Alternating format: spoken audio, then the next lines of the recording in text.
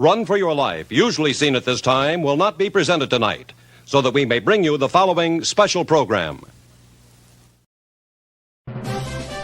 Word Balloon is brought to you by the League of Word Balloon Listeners.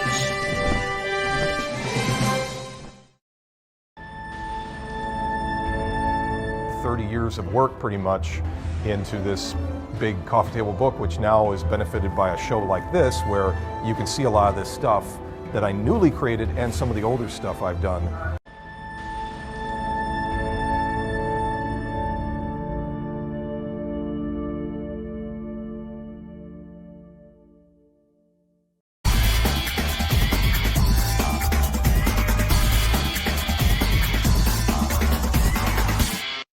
So I did want to say, hey, for everyone, welcome to Jinx World Word Balloon Book Club. This is our 50th version of it, and we are happy to say that after much consideration, everyone had voted. One of the top voting books was 100 Bullets from the get-go, and I kind of like spaced it out because we didn't want to we're doing so many crime books that so many people are interested in discussing. We kind of wanted to space them out a little bit. But this one I am very interested in talking about with everybody. It's one like a lot of you I grew up with.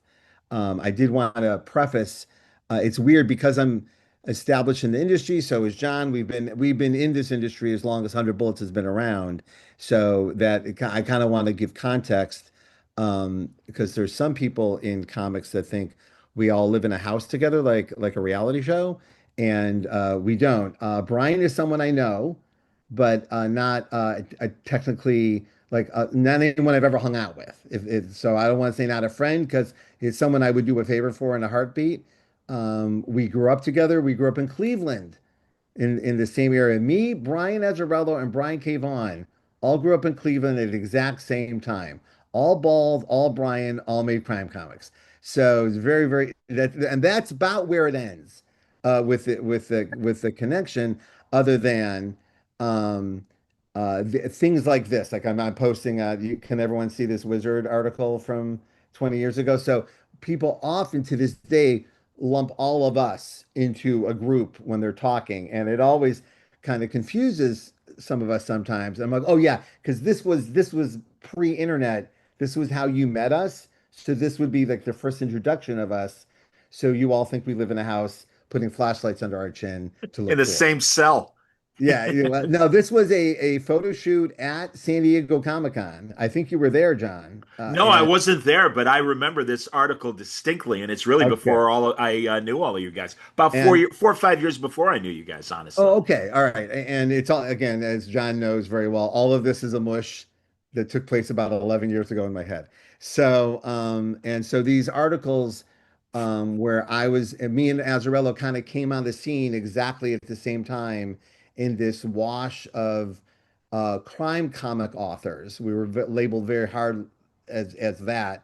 And then we both started writing Spider-Man and Superman around the exact same time. So there's a curve of career and passion and influence that pervades both of us, but that's kind of where it ends. But I will say that Brian, though um, and also it's weird because Greg is one of my closest friends, and Ed is a friend who literally was staying here this summer. So it's weird that we aren't all friends that live in a house, except some of us are, and so it makes it confusing for readers to know who's who and what's what.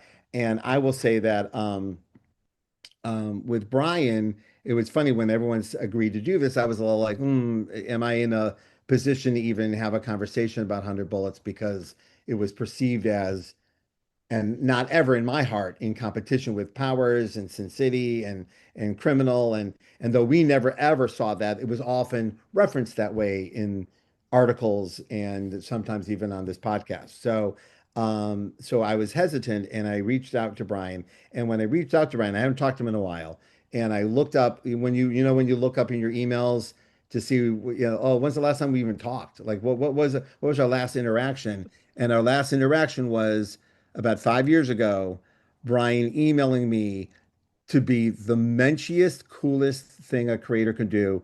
Hey, I just got offered to work with Alex Maleev, but I would never do that if it would bother anything that's going on in your life. I know sometimes editors jump the gun and offer things before they know what the deal is. I don't want to do that to you. That is, I'm just going to start it off if for up and coming creators, completely unnecessary. I don't own Alex Maleev. We are not in a contract together, but it was very cool. A fellow writer going, you know what? I would appreciate if the roles were reversed. If all of a sudden I was working with Eduardo Rizzo on Spider-Man, I think I would want to reach out to Azzarello, make sure that, there was some sort of not a blessing, but everyone's cool with this. And literally the last time he emailed me was to be cool. And it made me smile and made me want to even have this conversation even more. So I reached out to Brian, and I think everyone knows what the book is about, the high concept premise of the book. So I don't know if we have to introduce it. You get a guy comes up to you with a suitcase with 100 bullets in it, go nuts. And Untraceable bullets, and you've untraceable got bullets. somebody in your past that has done you wrong. There was and I had never asked Brian this, but there was an old television show. Of course I know about an old television show, but What? it was called The Millionaire. And it was an anthology show, much like 100 Bullets, but much tamer. And Michael Anthony would show up, and he represented this millionaire, John Beresford Tipton, and he would hand people a check for $1 million to do what they want, and the rest of the half hour was, all right, what do they do with the money? What problem do they have, or whatever? And I always wondered if, because Brian likely grew up with the reruns of this show like I did. He's a little bit older, but yeah, I always wondered if this was like a dark version of The Millionaire, but instead of a million, 100 traceable bullets and a untraceable gun. Go nuts. There was also a show Robert Altman was involved in called Gun, and it was a network television show on ABC, and you just followed the gun. Yes. Like the character, like the gun was the MacGuffin and also the lead character of the story. And I thought of that as a gun is the way into the story. It's a very Sure. interesting, even for revenge stories, and even John Wick, the gun isn't the way into the story, right? It's something has happened, and now let's get our guns, right? So thinking about stories where the gun was the way in, or the MacGuffin itself, His concern about Maleev. So was that like around Sam and Twitch, or was that Daredevil time? Oh no, no, this was the end of my DC run. We Oh, were wrapping up Checkmate. They went to do this was only 5 years ago. They went to okay. do they did the Joker together for Black Label. It's a beautiful book.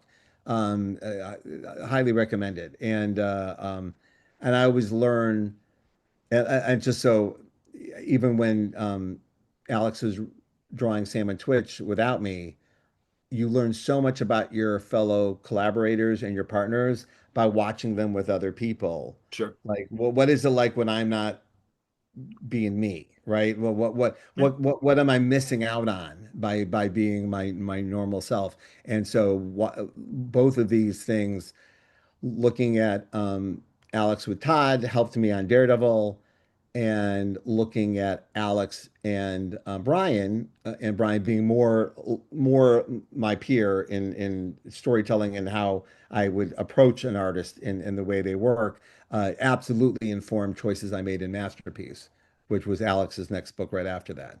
So that is, I keep saying that's it for the connections, but that's really it for the connections. Well, but I was also going to add that if people haven't read Johnny Double from DC Oh and yeah. Riso and Azzarello, that was their rehearsal before doing 100 Bullets. I love the little miniseries that happened before the big whopper.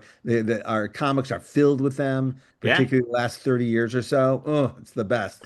Uh, More in Gibbons doing that Superman annual before they did Watchmen. And if you really look at both, the way they paced the stories and stuff, the dress rehearsal again was that Man Who Had Everything Mongul story with the Black Orchid. And by the way, someone in the chat had asked if okay. Maleev and Azzarello had done a Black Label Suicide Squad story. I don't I remember think that, it but was Suicide Squad versus the Joker. I keep calling it the Joker because that's what I was interested in seeing okay, Alex draw, but it's 100% the Suicide Squad book. So I there you go. apologize for mislabeling it. That's 100% on me. No worries. Wasn't it Suicide Squad versus the Joker or I Suicide missed Squad it. kills the Joker or something like that? I The missed it. Joker's in the title.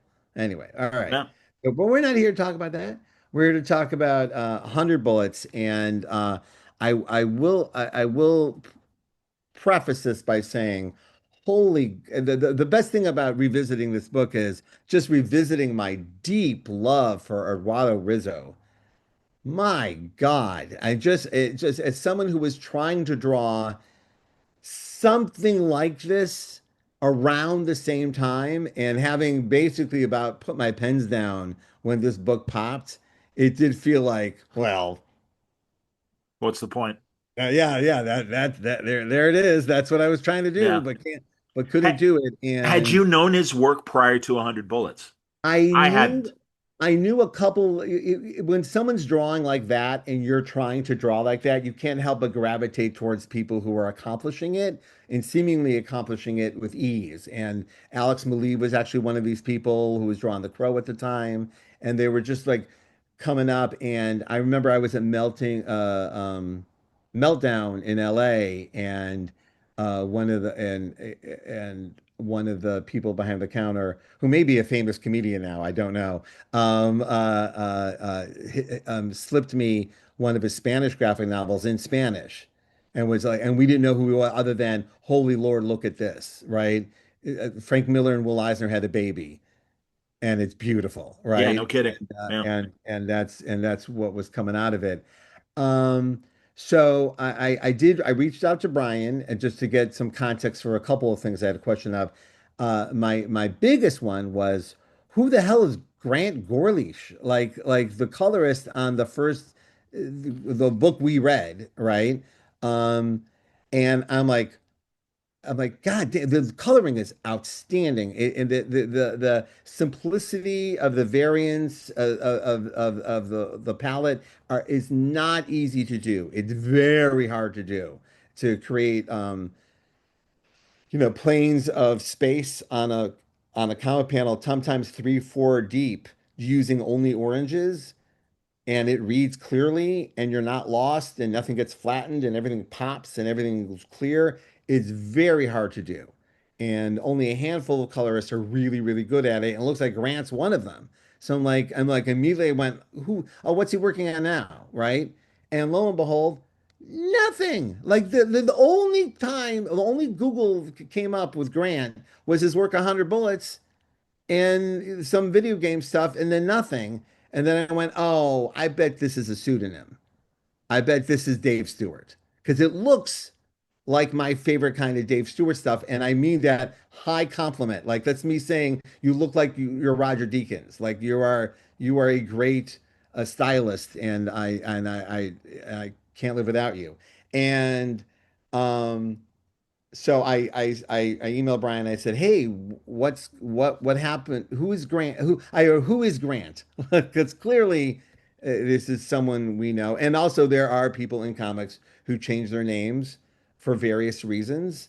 Yeah, Um, famously, Adam Austin back in the 60s was actually shame on me. I'm looking at my wall right now. Oh my God, I'm looking at his blade. Gene Colan was Adam Austin. no shit. No, Yep. and I actually worked for someone who was working under a pseudonym. And I was when I was in high school.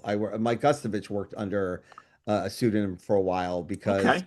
like there was a time that he felt like he wasn't getting work, but his work had never been better, right? And then he submitted his work under another name and ended up getting a lot of work. So Justice sometimes, Machine, Mike Gustovich yeah, for sometimes those playing at home. Yeah.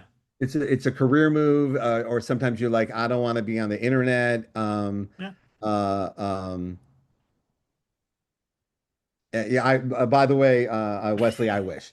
And Dave is someone I've worked with closely. So when I saw these choices, it made me think of Dave particularly, not Matt Hollingsworth or Laura Martin. It looks like choices Dave would make today, Sure. right? And then because I saw like the second year, other colorists come in, particularly Patricia Mulville, and boy, I just think the work looks much better under Grant's pen to my eye, right? And only to find out that Eduardo thought the opposite. Eduardo liked Patricia's work on him way more than Grant. They were not a teammate in heaven, even though from my eye it looks like they're in perfect harmony. So it was surprising to me to hear that it didn't it didn't last because it didn't work out, which happens, you know. But boy, I would love to hear one day from Eduardo what was missing to him in the Yeah, art, because I think it's relevatory to me. It's like finding out the Coen brothers didn't like Roger Deakins. You're like, really? I So get it. I so I will say also that this book, and again, not blowing smoke up Brian's ass, but it was really this and Powers and what the guys were doing on. And it's funny that Brian is for the video or the audio audience. Brian was showing the Wizard magazine again that had I was the just guys, but it really was. This was one of those cornerstone books that I'm like, oh, look how cool comics are after having been away for most of the 90s. And this was around, 98, 99 when I was finding these guys with their stuff. Brubaker was doing Batman, Rucka was doing Detective, Brian, like I said, was doing really both synonymously Ultimate Spider-Man and Powers and everything. So yeah, it was cool. Yeah, does anyone know? And again, I'll throw this to the audio audience, although they can't respond if they know what issue of Wizard it was. But I do remember buying it, and yeah, it was just these they group of guys. literally there's a Wizard. The guys from Wizard have a thing where they post old stuff. That's why I have it, because just a few Oh, months ago they posted that online. I'm not keeping pictures of myself from Wizard from 30 years ago. It just happened to show up on my Blue Sky feed. So yeah. it was you can look at it. I reposted it at the time, But but the yeah. image, this So group image is a print that Eduardo was giving out, or you could buy from him. And I know when I finally met him face to face, I got it from him and this everything. one right here, the one we're Yeah, looking at. the group Oh, shot of that's all the awesome. of all I the love this characters. group. Yeah, I these are all love the, it so much. it's so great, everybody. Again, for the audio audience, it really is all the characters that show up in 100 Books, or a lot of the main ones. Yeah. And it's yeah, it's iconic. And really, Azzarello, you got to hand it him for finding these artists that, or at least connecting with these artists. He didn't discover Eduardo Risso; he was already somebody. But really, Risso and then later Victor Santos were my two holy shit. I've never seen these people before. I am absolutely in love with this. And it's funny, I've never, other than brief convention talks with Eduardo, never had him on Word Balloon. Did have Victor Santos on a Yeah, couple I times. don't think I've ever been in the same room with Eduardo Rizzo, No. even. Maybe I have. I like, but I'm such a huge fan, and I even looked to see, like with Mike Choi, if we had ever, if I ever was blessed with a variant cover or anything like that. And the only one I had was, let me see if I find it here. Is this. So yeah, by the Yeah, way, I have I that have I too. have I have the print of this, the Action Comics variant that he did, which is hilarious. Now, this is as close as I ever came, but I will say, and it's really funny when I Googled, I just Googled like Bendis and Rizzo to see if there was any, variants that come up, and or if we did a run of Avengers together that I completely spaced on. And what I did find is back in my Tumblr days, I was obsessing over Eduardo, and I was pulling some primo Edward Rizzo fan art. I'm going to go through a couple of them here because God, it just if you didn't love him before, you're gonna love him now. This is incredible stuff. Hold on a second. I got some real goodies here. Oh yeah.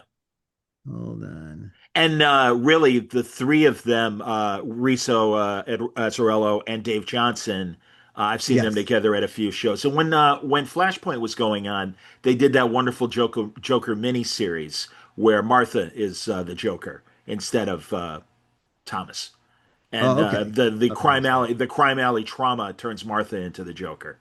Yeah, it's great, and yeah, Riso, and it's a shame that I don't blame him for not wanting to do full books of superheroes, but these kind of prints that Brian is showing right now, again for the audio audience, great Captain America shot, great Wonder Woman shot, the You ready? recreation You of ready for Action some One, Spider-Man? yeah, please, Boom. There you go. nice, yeah, Yeah.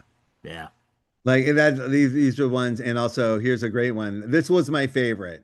And I remember posting this like a million times in the pandemic. This is Punisher and Travis Bickle cleaning the streets in New York. yeah. Yeah. That's a Did home run. did Riso, was he the artist on Tangled Web, Greg's infamous Severance package story? Google it. Don't know. Yeah, I Google don't it. know either. I will do that while we're talking, everybody. All right. And this one I like too because the Miller influence is enormous and well put. And I there's a way to be influenced to someone where you're not only you're not adding anything to it, you're actually subtracting from it. A lot of heavily influenced artists usually look like a pale reflection or a warped version reflection of their hero, but there is something magical when you're adding to the language. You're adding yourself to it in a way that you can see this is a step in the right direction. So I thought images like this reflect, and also all the fan art he's doing here, like all of these images kind of are a puzzle piece into the puzzle of Arado, not only as a stylist, but as the storyteller and the way he's telling his story. And like you can see the Tarantino influences, the Scorsese influences, that everywhere we grew up, like there it is in his art, right? And I don't know, the way these are drawn, there's just a passion there, right? You don't like the way he draws jeans, there's just a passion there that means a lot. And I don't know, it just blows me away. But here is him with Grant. And again, this on this bottom panel, there's like four or five different oranges and tans going on at the same time. This is very hard to pull off well. And when you see it done well, it is quite something. Here's another example of it. Just incredible marriage of this line art and the color choices. It's always interesting too, the panels where he chooses to give you a background and ones that he doesn't, and then even in that noir film kind of example, shadows of prison bars and things like that. Very, very mood evocative. And I was right, and everybody in the chat, like Wesley and Zach, did confirm that Riso was the artist on Greg Rucka's Tangled Web #4, which was called Severance Package. I want to say Patton Oswalt and Jordan Blum, when they just did their recent like Marvel's Greatest Hits for Abrams, included Severance Package, and it is truly, especially as a one shot, one of the greatest Kingpin stories ever. That's awesome. Yeah, so these and what you're talking about, John, is the use of positive and negative space, the use of light and shadow, all being very, very controlled, giving, a great, like, let's look at the bottom left panel here. We're just literally looking at a fork being stuck into a pie, I assume. As the foreground image, it's all silhouette. You know exactly what it is. It's not a perfectly rendered fork. That's not what forks really look like, right? But you get what it is, right? And everything about it just works, right? I do feel every once in a while I do get that Mike Mignola said, when in doubt, black it out, and I'm a big believer in that as well. That's something you hear, you carry with you, like, because what it says is this thing you're stressing over or over rendering or rendering in a way that you're like sitting there going, well, what if I don't render it? What if I just black it all in? Is it more effective or less effective, right? And some of our great artists are really exceptional at that. Mike Oeming is exceptional at that. David Mack is exceptional at that. Whereas, like, and also using the positive and negative space to literally control the reader's eye. Like, there's like you can't fully control their eye because everyone's, your own self-control. But when you turn a page and you go to the pie, then you go to the wide shot. Now you know where everybody is, and now you're getting a sense of how everyone's interacting with each other. And then by the fourth panel, everyone's in silhouette, but she's clearly upset, right? Like there's acting going on there that no rendering would make it more effective or less effective, right? That's probably the most effective way to get across. And also when you're doing a two shot versus a one shot, an over the shoulder versus a clean on shot. And then a perfect example is the last panel is from the point of view of the woman, right? She's looking right into the eyes of what she is perceiving to be as someone who's untrustworthy, right? And I always look at a panel like that when I see when it's like I went back and forth on this. Like, should this character be more stoic Because right here, he looks sinister as fuck, right? Like there's no way to look at that last panel and not go, yeah, that's the bad guy. He literally is doing everything but twirling a mustache because of the lighting and the panel. But really, this is the point of view of that character. That's what she sees, right? We might perceive it differently. So I went back and forth on it because it like it's not a choice that matches other choices, but this character we're learning about her, not him, right? So anyway, so that's interesting. So these choices, the rendering, just the quality of line art, the cartooning, like because sometimes when someone's doing very silhouetted work or breaking up the positive and negative space, they're covering up the fact that they're not good at something, a la me in all of the 90s.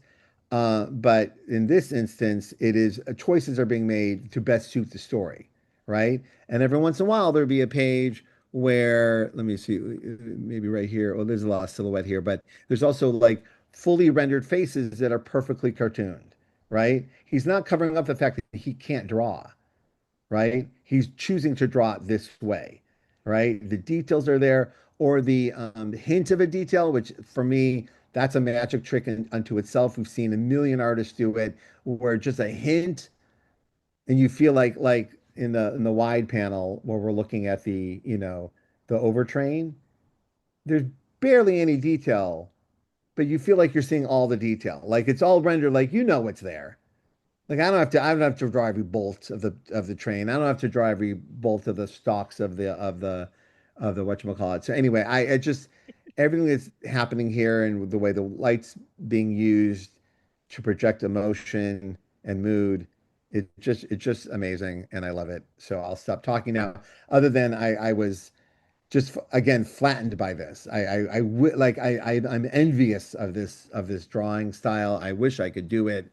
And when I see it done and see it done so well like this, like look at that second panel, right? So you've got the hook, the chain, the hook in the foreground. So he went and got reference. That's an observed thing. That's not in your head, right? Like, like if you say draw a garage, that you would never think of that. That's someone who went to a garage, said, "Ooh, I want to draw that." That's good production design, right? And it's real. And weirdly, it's the thing that draws your eye because it's the blackest thing on the page too. Like your eye goes right to that, and you're like, "Oh, that's interesting." It creates like a mood, like you know what I mean? Like I don't know, like you can hear the chain. Everything feels more dangerous because that chain's hanging there, right, with a hook. Absolutely. You can smell I the know it's for grease in the cars, chop but shop. Yeah. yeah, it could be for anything, right? Yeah, well, chop shop would be my assumption, yeah, Perfect. Yes. And Yeah. yeah, it's and also the dialogue, and it's funny when you showed the panel of the elevated train and everything. It reminded me, Azarello was my first word balloon interview. Initially, I was going to What? do, yeah, my I was Your going to do first it. episode was Brian Azzarello? Well, I'll explain. It was among my first four episodes. Because he What was I already living in Chicago. Well, that was part of it as well. But my initial thought was because of 100 Bullets and Moonstone Books was doing a lot of crime comics at the time as well. And it just occurred to me that, oh, crime comics are really happening right now in Chicago. And this is right around the time of Sin City as well. And what I wanted to do was I had a videographer friend. Let's do a video documentary about crime comics and also throwing in the fact that Dick Tracy started at the Chicago Tribune. So it was Azzarello, Max Allan Collins, the guy who was the publisher of Moonstone Books, and my dear friend Doug Klauba. And they were my first four people. But this was the first interview that we did. We did it in December of '04. It was even before I really started doing the audio because my video guy kind of crapped out on me. So I still had his raw interviews and I wanted to do something with the audio. And at the same time, Comic Book Resources, Jonah Weiland was posting interviews that he had done with Rucka and a couple others on the CBR website. And I'm like, oh, that's what I can do. I'll start a website. I'm like, word balloon. My father would have killed me because he's like, if you're going to start a business, start at the beginning of the alphabet because usually people will list things alphabetically. So A word below. Yeah. he would have said, dumbass, what are you doing? But otherwise, no, it was great. And I'm in an Eduardo Risso shadow. But the We should all be doing this. We should all turn off our key lights and but yeah, so Brian was first, but again, seeing the elevated trains, I'm like, where do you get this dialogue from? Because really, uh, Brian clearly was listening to dialogue of the street. And he's like, get on any bus, get on any CTA bus, Chicago Transit Authority, and he goes, you will hear exactly what you're looking for if you want people of the street and what they sound like and stuff. He goes, it's happening around us every day. So yeah, I used to my trick still is that I'll put on headphones so it looks like I'm not listening to you, like I'm not eavesdropping on your private conversation, and I'm completely eavesdropping on your private conversation. When people look, they look at you, they say, "Oh, he's got headphones," and they start fighting with each other. Oh, no one's listening, and and that's where you get the gold. Yeah, but so the other thing was like, yeah, it was interesting that so many creators gravitated towards crime fiction at the same time, right? I know there were some people thought because Frank Miller did Sin City that we were all just trying to hook onto that, and some people were, but a lot of us had started this journey before Sin City had launched. Like I had already had two graphic novels out before Sin City had come out. No one had seen them, but I was already on the trail. When Frank Miller brought Sin City out, it did legitimize a lot of our work to people. Stray Bullets would be included in that. We never mentioned yet, but we were often mentioned in the same breath with Jinx and Stray Bullets and what Brian was doing with Johnny Double was mentioned and Sin City and I remember thinking like because Frank's one of the reasons I'm in comics, right? So I'm like, well, I'll, like I don't think I deserve to keep that company, but at the same time, you're like, well, at least we're being compared to like good stuff, and not everything in the 90s was good stuff. There was a lot of like bad girl books and blood covered swords and metal bikinis, and I'm like, God bless, and some of them were extremely well drawn, but like if those were the lanes, I'm thrilled to be included in this lane with all these books that are doing way better than me financially, right? So all the way through Torso, there was like this, we were like always brought together in a group, like when we were mentioned together, but we weren't together. Like we were all coming at this from a very specific, unique place, right? And even the stuff that was inspiring Sin City, like we were inspired by the stuff that was inspiring Sin City more than we were inspired by Sin City itself, if that makes sense.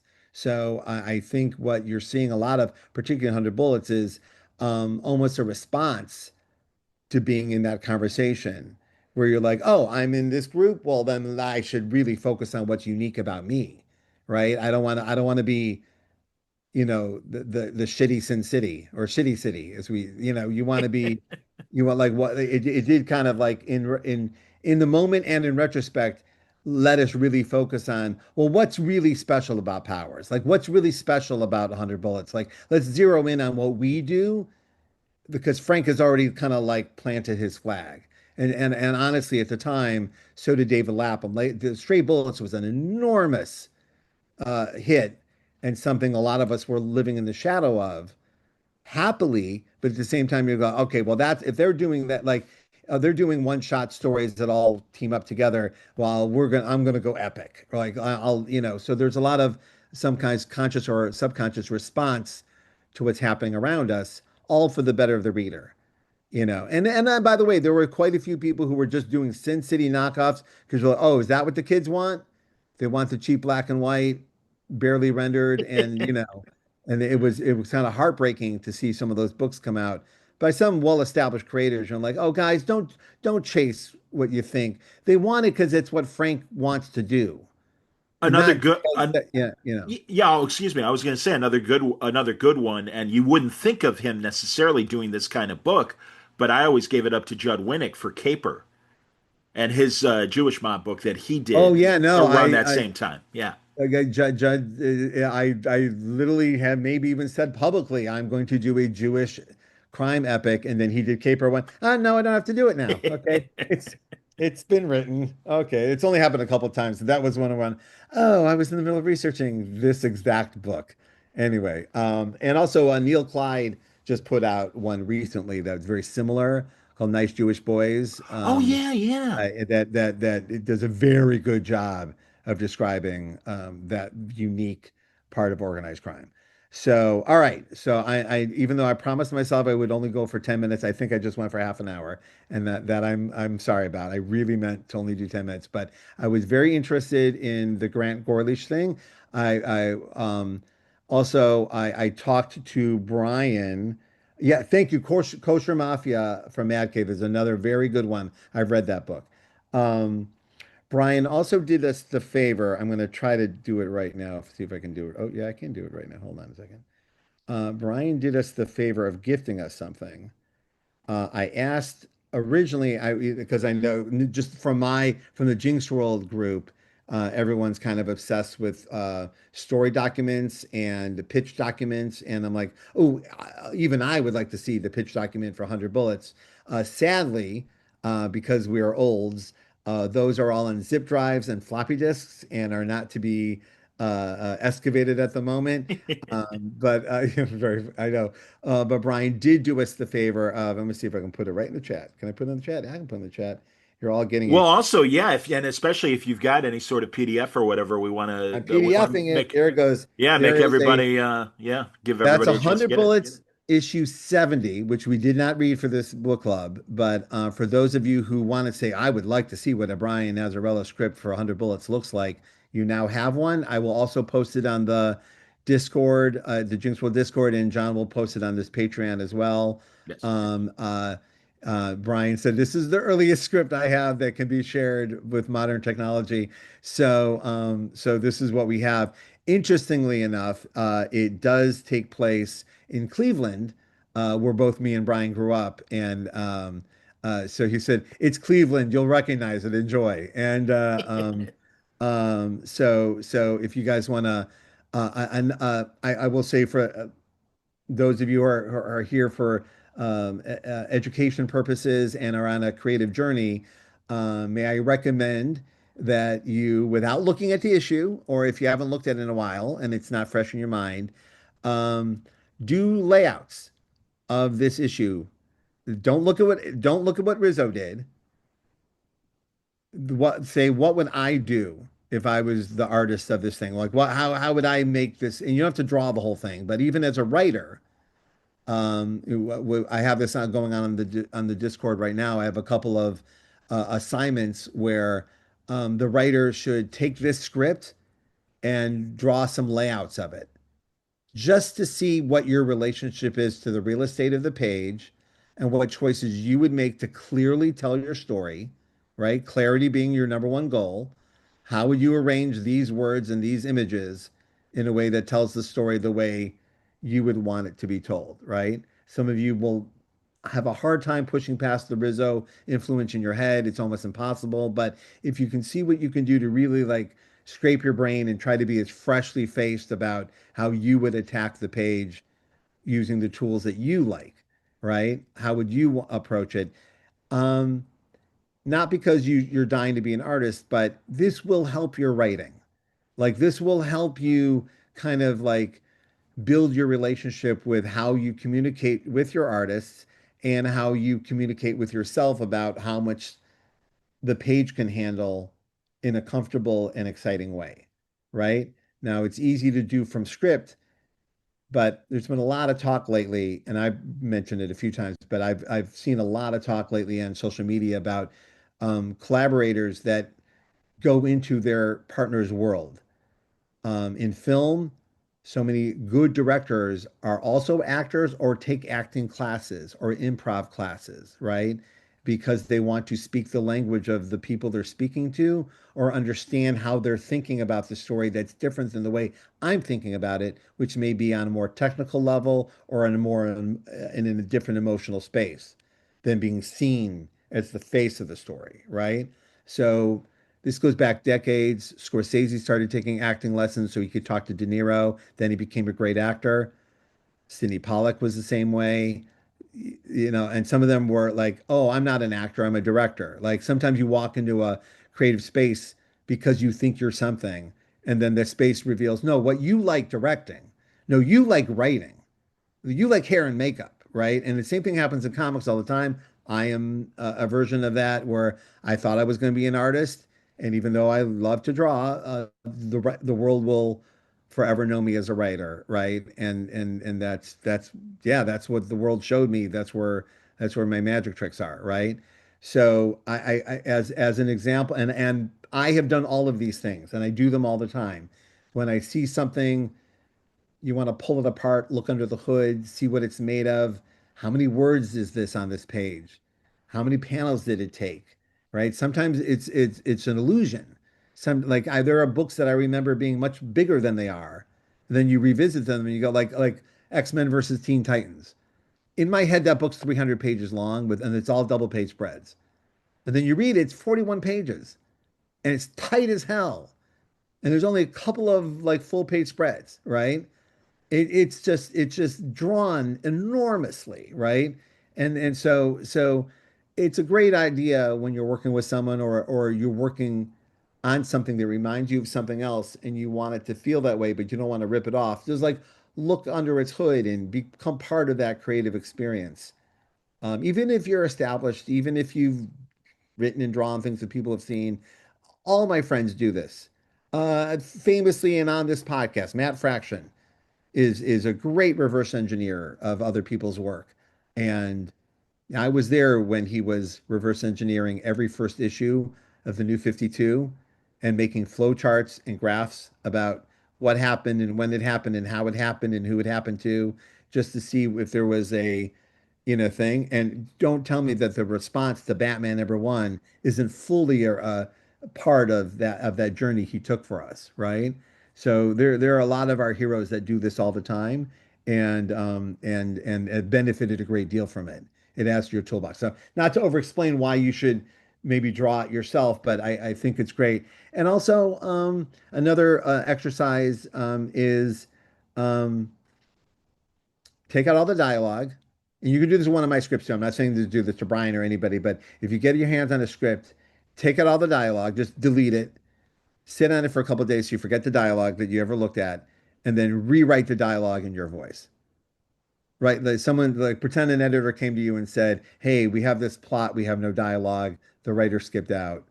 You want a gig?"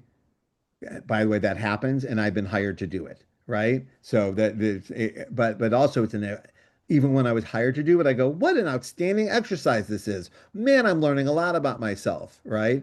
Very similar to when Kelly Sue was hired to translate all the manga that she did earlier in her career, where she did thousands of pages of manga, where she had to translate translated English into speakable or readable English, and how it affected every choice she's made as a writer ever since. So these are just examples of successful reasons why you should tackle exercises like this, even if they don't feel natural to you in the beginning. All right, Jay Lee did that.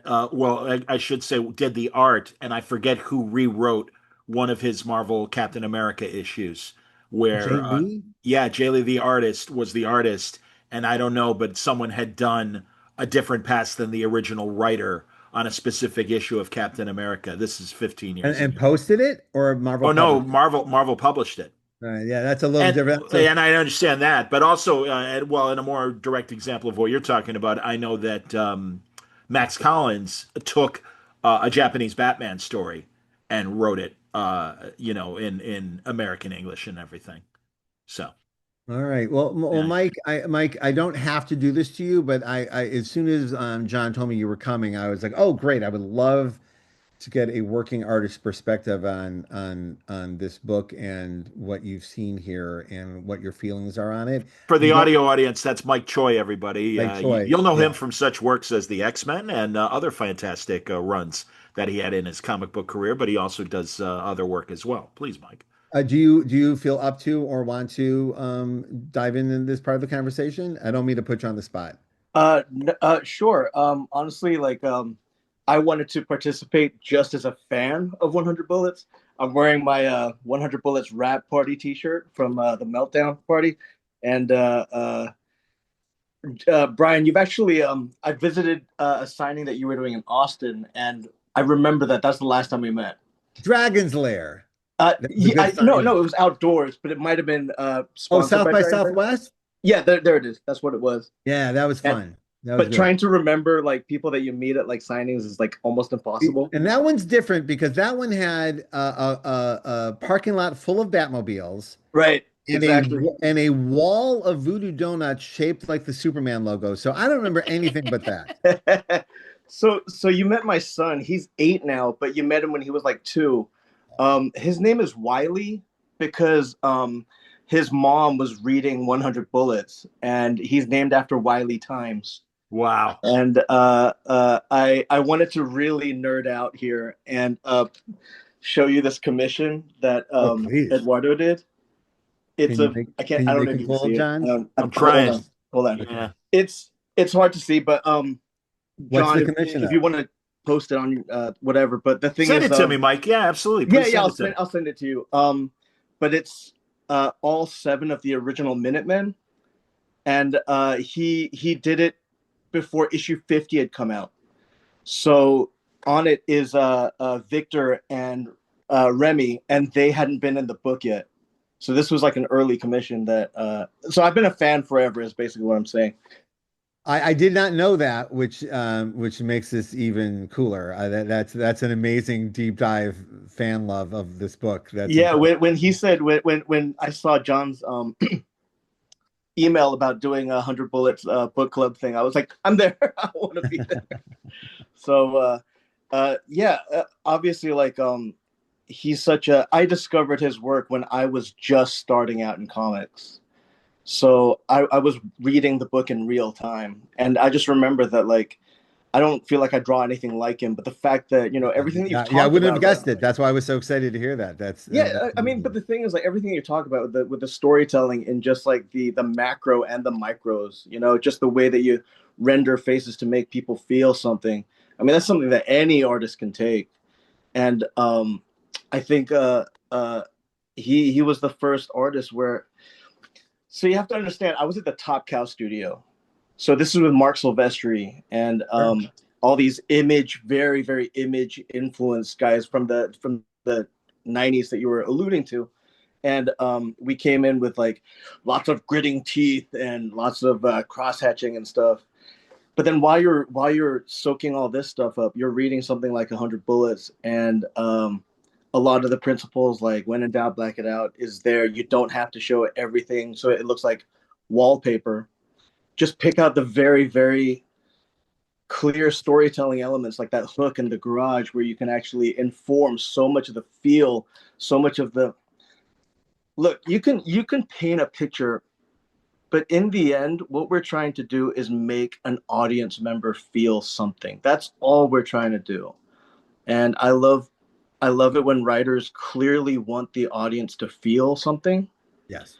The diner scene that you had, that you showed, it's a very, very quick, very short story, but you need to feel something at the end of it. And exactly, I mean, that's what this book is. Man,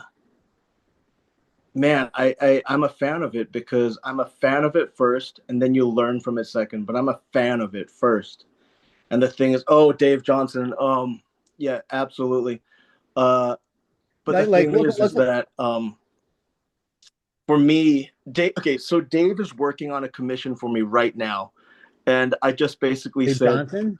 Dave Johnson, because we know each other from back in the day, Okay. and we trade art on occasion. But the thing is, like, I would ask him to do a piece that was basically about the New Orleans storyline.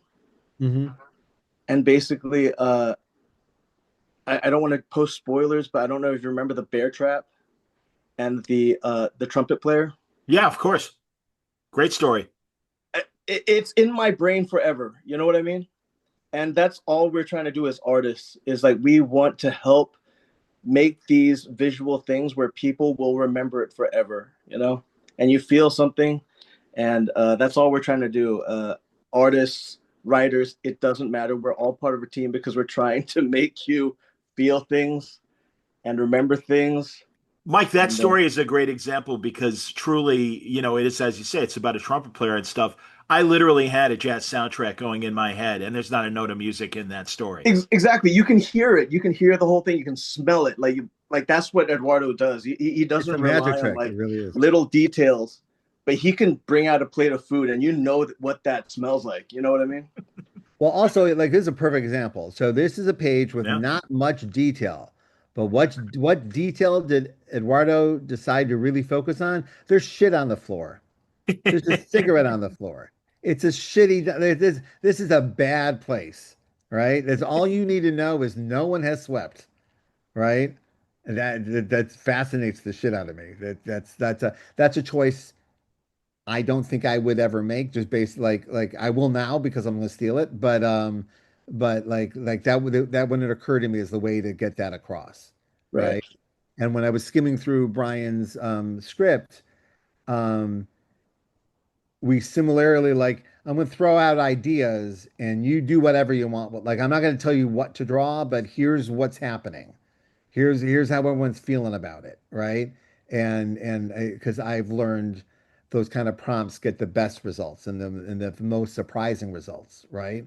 And I know that if I'm delighted and surprised, the audience will be as well, right? And I'm sure when this comes in and the pie looks yummy and the floor looks like shit, you're like, yeah, okay, now we're on to something. It also So looks lived in. This is a problem I have with television as well. How many times you're like, yeah, this looks like a set. It looks like everyone's walking onto this space for the first time, right? Every radio station that is depicted on television or film, I'm like, I've never worked in a place that immaculate. I know what you mean. so Or here's the thing. I or don't. art studios. When you see an art studio, there's nothing on I've never seen that in my life. It's where's your pile of papers and your pile of bills and your pile of reference and the stuff you're blowing off. Everyone has the same piles on their desk. Yeah, I'm sorry, Mike. Go ahead. Oh no, I just so this is a book that I haven't read in years. It may Me be too. over a decade. But I Me too. remember this scene because I remember that kid trying to impress the girls by putting cottage cheese on a piece of lettuce. And I'm it feeling. looks so gross, but also in a way that not gross, but like you can see he's trying, but it's just a piece of cottage cheese. It's just a piece of lettuce with cottage cheese on it. And I think that's one of those things where if it was portrayed like really deliciously, it might not have the effect that Brian was going for. But I mean, that's the thing. It's like it really feels like these two just collaborated so well. They were like mind reading each other, you know? Well, and Well, Dave too, as a cover artist, Johnson Oh yeah, is. yeah, yeah. It's again, I wouldn't put those guys necessarily together, and truly, the covers that Dave does are also evocative of the same kind of mood that Riso is doing. But these are two very different artists.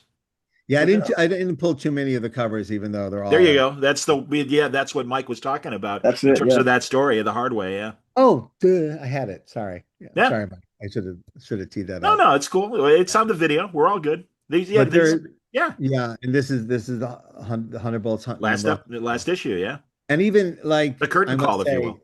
we it's quite arrogant to like call your shot. Other than 100 issues, like there's a lot of things standing in your way between you and issue 100, no matter who you are and what you're doing, and so to get to issue 100 is when you get there, you go, oh, I've done it as well. And like when I got to issue 100 on Ultimate Spider-Man, I was like, oh, this was arrogant of me to think that this is like like when you get there, you go, idiot. There's a million things standing in your way. So anyway, I did pull a lot of black and white because it just gave us a chance to see the choices clearly, right? I don't know, Mike, if you felt this way, but there is so much attention to pant folds that it made me feel like an art teacher really let him have it about pants somewhere in his like because again you have to go to art school to know when like someone's really focused on something, someone else told them they sucked at it Right. or didn't do it right. And then they've and that now every one of their panels is a fuck you to that person no one knows about, right? Uh, Yeah. again, I don't know if that's the case, but it's amazing to me how much folds go in, right? Where's another one? Like yeah, like even there's a lot of information in the clothes. and texture in a way that really Chaykin comes to mind, looking specifically at the clothes and the prints. And again, that fur that you had in the previous image, Brian, that one, yeah. I mean, that to me feels like a Chaykin kind of texture choice for Well, clothing. Shaken was and continues was doing what they called Zipatone at the time. Now it's filters and stuff. But like when you think of like these kind of prints, you see them on like American Flag and early Black Kiss. They would literally be a sticker that you would cut out and Yes, put on the art. Claus Janson did it a lot. Bob Layton did it a lot. Just it was ways to create pre-Photoshop some actual like texture that were interesting. I loved it, and it was like well I can't draw but I can cut out shapes, and so I went and spent all my money on Zipatone because Chaykin did it.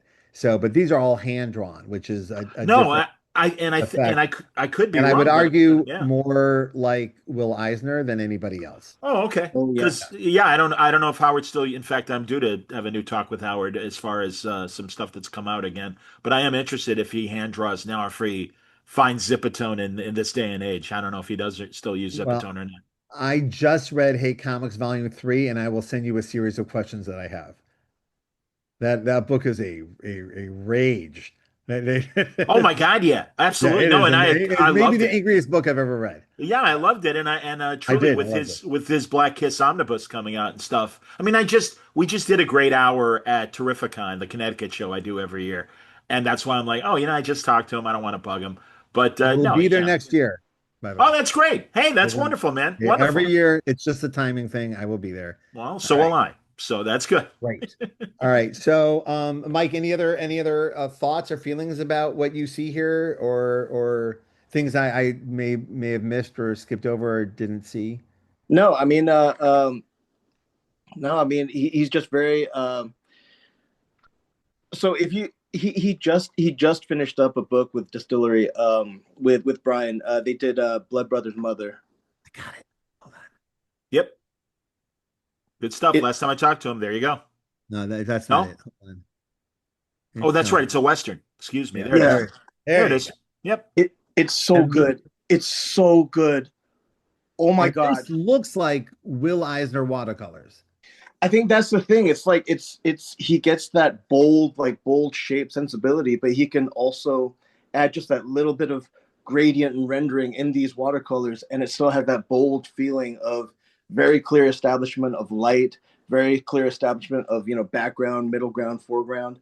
But it's just so crunchy and so juicy. It's so good, and the story again is just I think the thing about like definitely 100 Bullets and definitely Blood Brothers Mother is it's just heartbreaking. There's he's so good at that, like just breaking your heart. And Well, also like look at this one here. You got the chicken on the broken chicken coop. That is, I don't know if that's what a broken chicken coop looks like, but damn, man, like you're like, look at the attention to detail, and then pulling back on the detail at the same time. yeah, It just, I don't know. It's just like, where did he find a reference for a broken chicken coop? It's just, I know, just, I get very impressed. Like No, a lot of work went into this. to me, it's the whole look right now that, evokes a John Ford, Monument Valley kind of long shot and stuff that he was known for in his Westerns and everything. That I'm sure Eduardo was inspired by that. A lot of John Ford talk in the houses. A lot of my friends have watched The Fablemans for the first time this week. David Walker called me in the middle of the night last night. I just saw The Fablemans, and so a lot of John Ford in their lives this week. Anyway, yeah. So also, I do like that 100 Bullets was one of many statements they've made together. Like it'll be the statement that For sure. people always think of when they think of them, but they've continued to work together and stretch and try new things and own their own things, and I really admire that Yeah, as well. Brian is for the audio audience. Brian's showing the cover to Moonshine, which was their Prohibition werewolf book. Is Uh, this from Moonshine? Oh no, this is from something. What was the other one? well, that's Spaceman, and yeah, that's the Spaceman, that's sci-fi. it. Yeah, Thank you. that's the sci-fi thing that they did, and I talked to Brian about that when it was coming out. No, I mean that's the thing. Literally, from the past to the future, they really covered it all Yeah. in terms of their storytelling. All right. Well, thank you, Mike. And I literally had no idea you were such a Uber fan. That's incredible. I'm No, really I had to come in also to talk. Can I just say really quick? I'm getting tongue tied here because I started, when I started 20 years ago, I would listen to Word Balloon and the interviews and the Bendis board, and I see some Bendis board alumni here, and I just want to say hi. And so I'm getting tongue tied because I'm taken back to how I was 20 years ago, just starting out, listening to you guys nerding out, and this just totally takes me back to that. So Yeah, but I we were all appreciate you together, guys. man. Yeah, we Yeah, were I all know, together but on the message board, man. No, I feel the same way when I see Zach and people like that. Absolutely. And Dan, exactly. So I yeah. appreciate you super guys. I sweet to appreciate hear. But everybody. Thank you so much. I'm gonna my just take a friend, back seat you are now. a seasoned veteran in the And a industry. boxing fan. And a massive There you boxing go. fan. Oh Troy, my gosh, we got to talk about that. we'll talk off the air. Okay. Don't worry about it, All Troy. right. Okay. I Thank you was so not much. half your Patreon boxing. I don't know. Anyway. So, all right. Hey, Dave, how you doing, man? Oh, hey guys. And I want to thank you for bringing this book up. It was something that's been on my list forever. It's one of those things you always hear about. And you're like, yeah, I'm going to get to that one day. And what's been impressive to me is that everyone that talks about this book talks about it very intensely. I never hear anyone say anything that's sort of, oh yeah, I read it, and then leave it at that. They're, what they liked, what they maybe didn't like, but whatever their feeling was, it's very intense. I think that goes straight to what Mike was just talking about the how the team of artists work together to make the reader feel something. And I think the fact that when you speak to people and their first response is about the emotion they feel about this story, that's a victory right there, no matter what the details may be. My Agree question, I mean, we've talked a completely. lot about the art, and one of the things in volume one, like Brian pointed out, this very limited color palette that's used and how that affects the mood of a crime story. It's really interesting because I just recently read the first volume of Murder Inc., and there's a lot of limited color palette choices in that story by Taki, the coloring by Taki Soma, that even though it's rendered differently and it's a little more glossy, I think there's a lot of similarity in terms of the effect. 100%. And I will say I wasn't going to bring it up because I don't just talk endlessly about me, but I revisiting this after many, many years, I was surprised. Like, oh my, yeah, this is kind of what we were aiming for with Murder Inc. But Murder Inc. we were specifically we had a color theory that was like non-complementary colors on the same page, working towards an emotion. And that's not exactly the same as what's going on here. But yeah, the limited idea, like don't use all the colors, just use the colors that will tell the story, right? Is something that I was like, yeah, we were I think subconsciously very influenced by this, but I do know I was consciously influenced by Dave Stewart, so that's why I think I was so gravitated towards this. But yeah, thank you for saying that.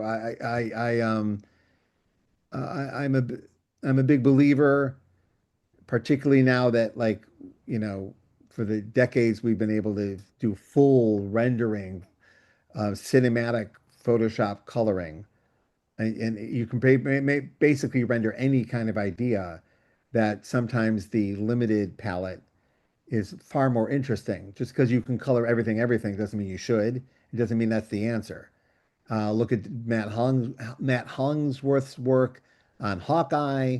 Look at this. Like there's examples where just because you have every color doesn't mean you need to use every color. All right. And how can the color get the emotion of the scene across while at the same time almost invisibly helping tell the story, right?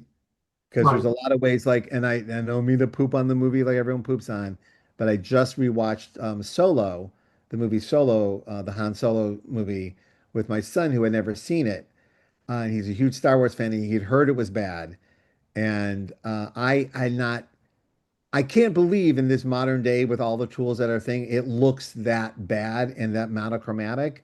Remember, it's a very blue movie for most of the time. It's like Yeah. hard blues, but not they're not fun to look at, like you would on a Roger Deakins, like Lady Killers is almost all green, but it's scrumptious.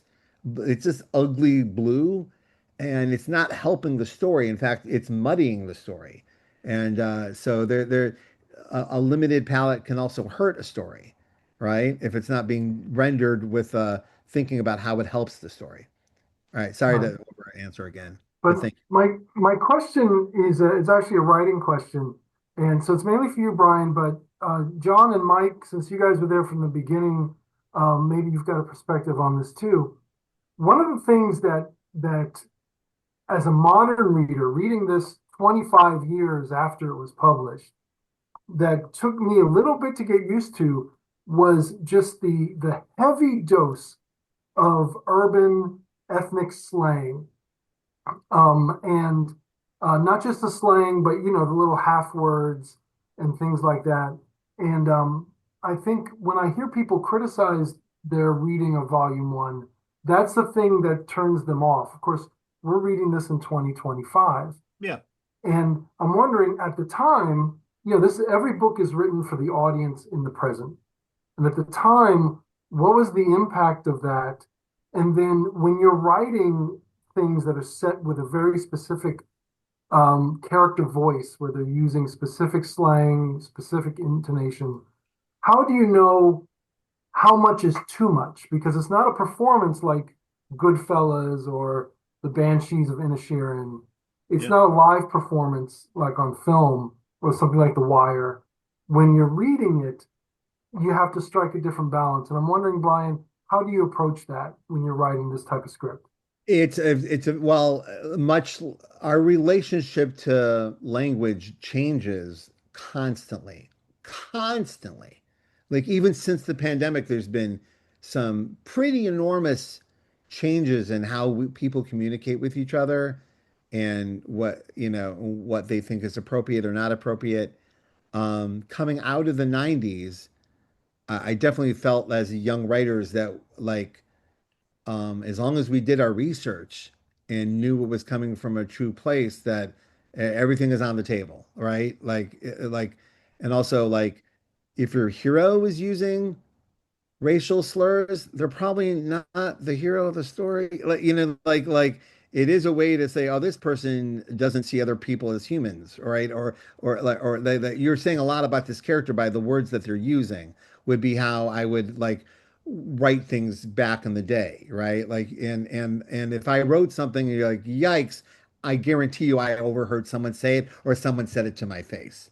Like there's a couple anti-Semitic things I wrote because someone said it right to my face and it really hurt my feelings. And I wanted to write it down and have that person who just said it in the book get their ass kicked because I'm not going to do it in real life. And that's what all artists and writers do.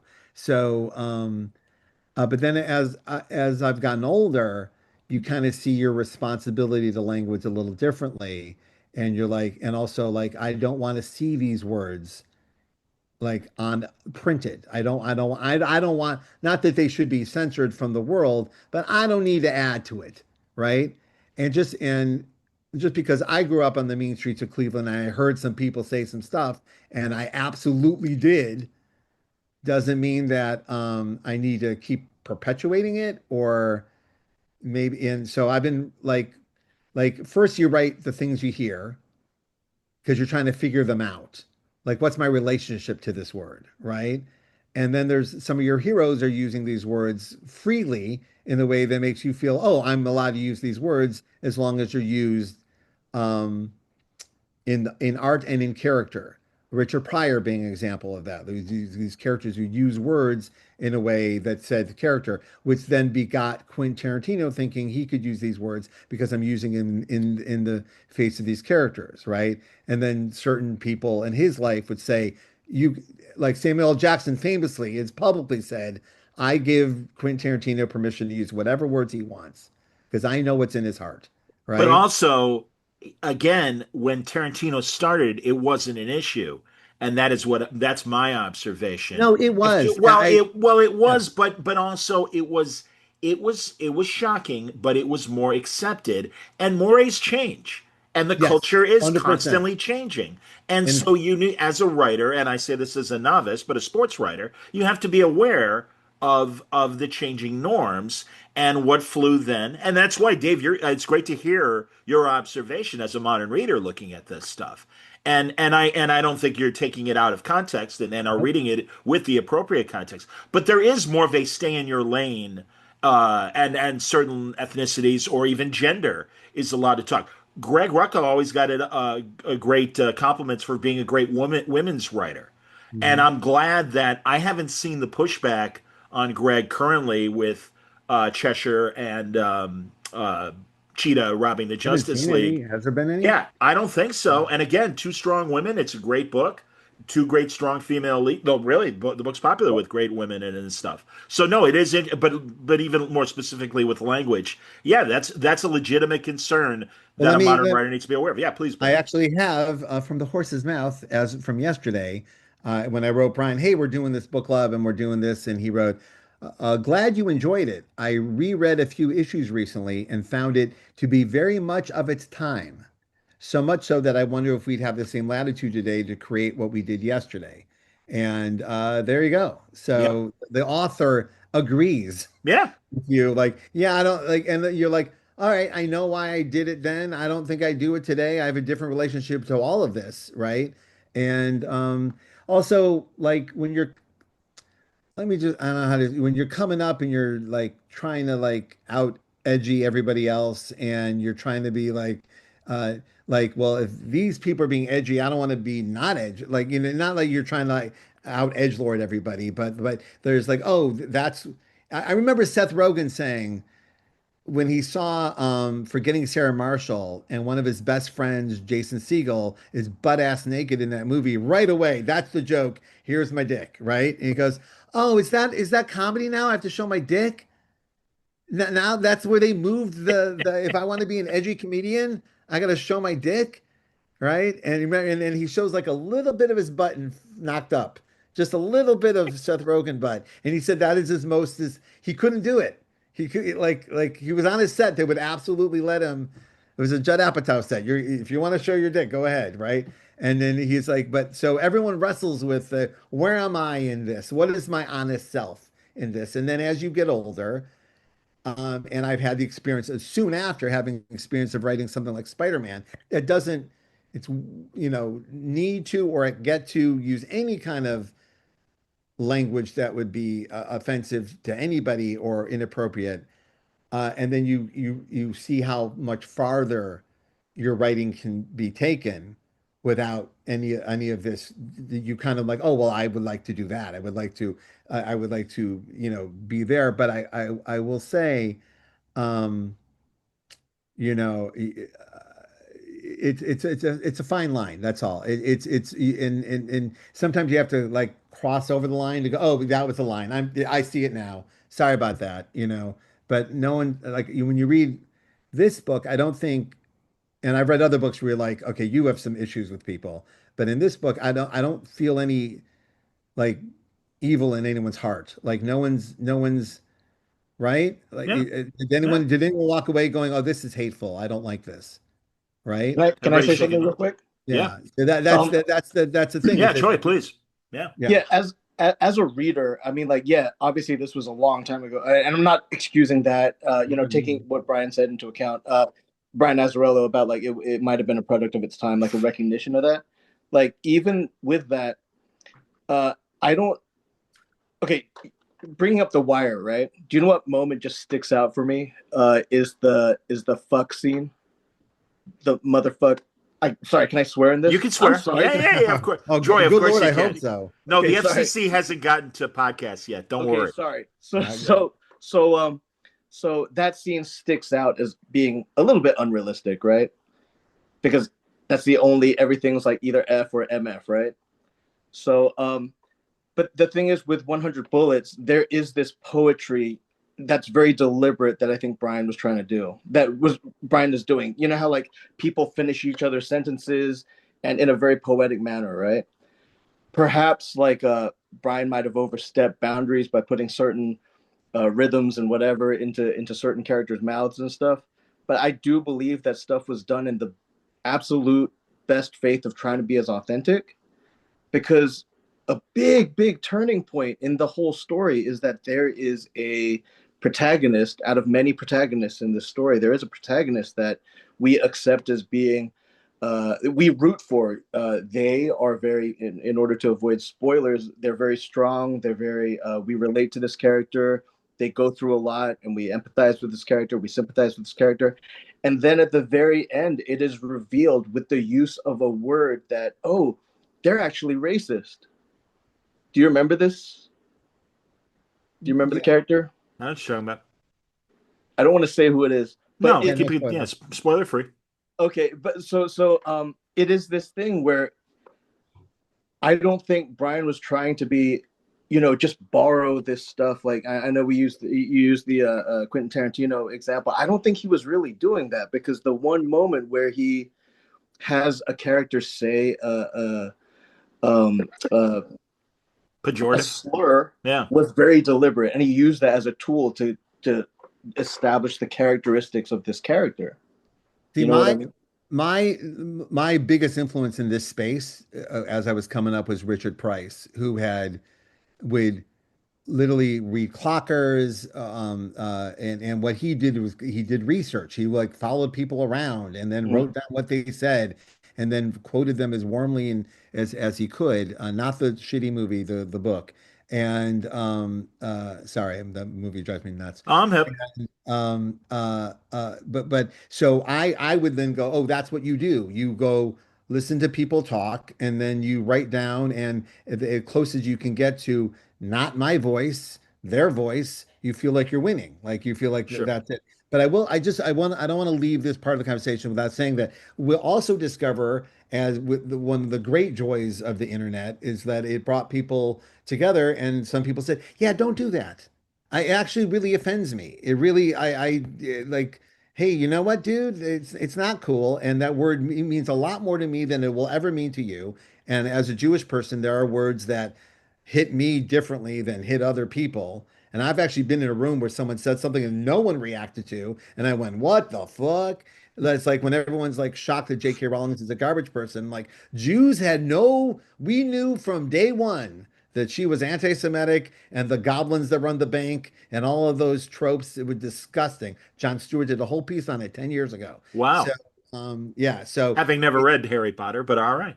oh, it's in the movie too. Well, yeah, It's that's I've only like, seen the first movie. I didn't give a yeah, shit, but there you go. No, man, not that I didn't give a shit about the slurs. I just didn't give a shit about Harry Potter. But yeah. no, Well, Pelicanos, by the way, mentioning that Richard Price was somebody that you really grafted to. Pelicanos was a big influence on Azzarello, sure. very Yeah. much so. But anyway, so we now, like, as you get older, you find out, oh, these words actually, you're Yeah, not being cool or edgy yeah, or realistic. You're actually just perpetuating language that's just bothersome and yeah. hurtful We're and more takes aware. out of the Yeah, story. yeah. I think Then you're like, I yeah, really I do. don't, that's not what I meant. Yeah, and truly, I do think because everyone's called on things much more because of social media, and I get that, and I respect that. But that said, I really do think, as someone who has been observing for 50 plus years, that we have evolved, and I do think most In reasonable some people. spaces. Well, and exactly. No, there's still jerks. Absolutely, there are. But no, I really do think that even gritty writers are more mindful than they were 30 years ago. Oh, like a perfect example is the R word and how often you would hear it on network television and how hurtful it was to so many people Sure. that didn't speak for it for decades. I mean, up until recently, I remember there was a sitcom, like they were using the word on the Gilmore Girls, which is 20 years ago, but like still feels like modern culture, right? And you're like, oh yeah, boy, that does not sit well. That is not great. And or how many SNL sketches just are to be left where they were. The 50th anniversary when they I think when it's they that went through one, the yeah. montage of all the things that they made fun of that obviously would never be touched today. Well, one of Absolutely. the great jokes there was Tom Hanks going, and you all laughed at it. So aren't you really the problem? Is pretty great. So Want to go to uh Wesley? yeah, and also I do want Tad wrote something that Yes. David Walker is clearly obviously one of my partners and someone I talk to about these subjects a great deal. Um and was a very influential on the language that I used for Miles Morales' first years and the way he handles the language and also the visuals of Big Jim is in the face of what those words meant before, right? This is kind of like, and also because David is in a position to like kind of like use those words any goddamn way he wants, and that's the way it should be. So Yeah. No, anyway, David's amazing. Yeah, and yeah. So Big Jim and the White Boy for the audio audience. Obviously an analogy to Huck Finn and Jim. So yeah, and drawn in a completely different way than the yes, book has been drawn before. great Highly book. recommended. Great Uh, book. yeah. All right, Ethan, how are you? And we'll try to keep it tight. I didn't Actually, want to. I think Wesley was before, and Oh, forgive me, Wesley, I'm guys. sorry, Wesley. I want everyone to have the opportunity of being in order. It's kind of jumbled on the screen, so if we do miss somebody, everyone whose hand is raised will absolutely be acknowledged. But I know And Wesley I was did want to get out of here waiting the longest. before Kimmel hit. So let's Well, West Coast, pal, you got time. YouTube. I It's not airing here. We have to watch Oh, it. really? Do you have one of those Sinclair and X stars? Bummer. I'm VCR. I'm DVRing, but it's all right. Go ahead. All right, Wesley, how you doing, man? Doing good. Thank you for, well, I guess everybody who voted for this. This was a fun blast from the past. So, Brian, you were asking, how did we come to this book? And John, my story is kind of similar to yours. In 2000, I was graduating high school, and I was starting to not read just mainstream Marvel, DC superhero books. I was starting to read, Watchmen, Astro City, Daredevil, Born Again, all that stuff. But then really getting into Vertigo too. And I remember, this was just kind of that list of, these are the books this company's putting out. Hey, they put out Preacher. What else are they putting out? And oh, the first issue is $10. Great. I love that about Vertigo. And Preacher, this another was book filled with language that wouldn't fly. anyway, I have a very great anyway. And this was, kind of looking back at Vertigo, because Vertigo was a big deal for me. I read at least tried everything Vertigo did. And this is really kind of that bridge from, the 90s going into what I consider the heyday of Vertigo, the 2000s. So like this book, Why the Last Man, Fables, all this was coming out. And this was one of the, at least when I read it, no Vertigo, it was a Vertigo book without a fantastical element to it. It was just people. And it was a crime comic. I hadn't read many crime comics at that point. And I think that this can kind of serve as a link to not just Vertigo, but moving crime books into, that arena of it. And I think that this is, and I'm not gonna lie, this isn't my favorite of the Vertigo books or my favorite crime comic. I think, I made a comment in the chat that I appreciate this one 100 issues. If I'm going to be honest and give a criticism, I think the story became so labyrinthian in the back half of it. I was like, wait a minute, what's going on? What's all this? But there was still enough there where you got it. And I appreciated that. And, it starts off as one thing of just, hey, this random person gets a suitcase, but that is the gateway into the larger story. And we get hints of that in this first collection at the end of that issue 5 of like, oh, there's a lot more going on. And using, like we said, episodic stories to tell larger narratives. I think this does it great. So this is a great book. Rang a bell that was important to me. It's we should not skip over what a tremendous story hook this is. An incredible, unlimited potential story hook. And when you stumble upon them or curate them, it is such a magical thing. Like, oh my God, I came up with an idea that lets me do anything I want. And is incredible. And so, though I see your criticism of the last half, I think I kind of celebrate that part because I'm like the easiest thing to do would just repeat the first 12 issues over and over and over again, just like most like network television does. They kind of set the table like Law and Order. Here's the hook. And then we're just going to do that over and over and over again. We're never going to add anything to it. It's comforting. And instead, we're going to do this and we're going to take you for a ride and this is comics are expensive, and we think that we would like to challenge you for like give you the gift of a challenge.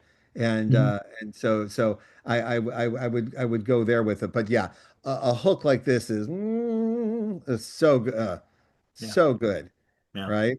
I mean, even like as a peer who was nearby, when someone announces a hook like this, you're like, oh, that's such a good, oh, that's so good. Ed Brubaker's Scene of a Crime was a similar one for me, where I Yeah. was like, oh, that idea was right there, and nobody did it. It's just beautiful. Anyway, thank you, Wesley. That was Thank great. you. All right, Ethan, Robert, was Robert next? to me, Ethan was next, and he's Oh, got I the beg your pardon, Ethan. lighting. Please go ahead. Ethan's got the RZA lighting, so All right, fair enough. okay. It's late and some of my kids are asleep, so that's what this is about. Um, One of the things, actually, when I first read this, when I picked them all up, when I revisited them years later, I actually ended up reading volume three first. And so, like, Yeah. emotionally, volume three is the one. And one of the things that I appreciated reading that and then going back to volumes one and two was that this is what an incredible challenge it is to have a cast where everyone is a badass and everyone is radically different. It is that we saw like the page that you put up early on, how many people are in that cast, and every last one of them is an absolute, could be an absolute nightmare, Yeah. right? And so that really has you run the risk, and we've all seen movies like this, where when everybody's a badass, you can't sustain a cast like this. If anybody saw Thunderbolts, that's the reason they killed off that character like right away. They just shot her in the head and finished her because like we just can't have that many badasses in one place, right? How many people can get punched at one time? And I would argue, yes to that, but I would also that's another version. And Thunderbolts and Suicide Squad are this kind of thing where no one is safe. No one is safe. Where Yeah. we're killing right. someone right away to let you know any one of these characters except for Florence Pugh, who's contracted for 9 movies. Yeah. Well, because I was listening. Well, at the time, I was listening to one of the. I think it was either the writer or one of the directors. They're like, "Listen, we have like so many punchy guys, and there's just too many. There's nothing new about having another badass that can also kick everybody's ass on the team."